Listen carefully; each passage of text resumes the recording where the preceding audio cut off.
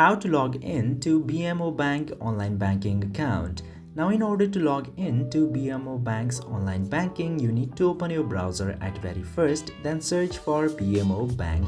And after searching that, you just simply need to scroll down if you have this AI overview. Otherwise, you will see this bmo.com at very top.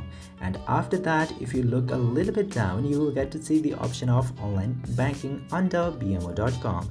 Tap to online banking, which will open the site of bmo.com/online banking option. Now you just simply need to tap into this button of sign in order to log into your account.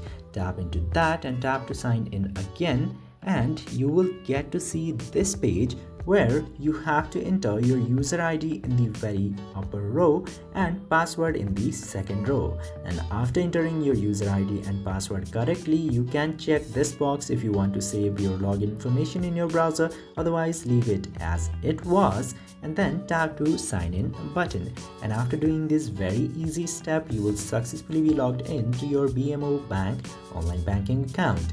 I hope this video was informative to you. If yes, don't forget to hit that subscribe button.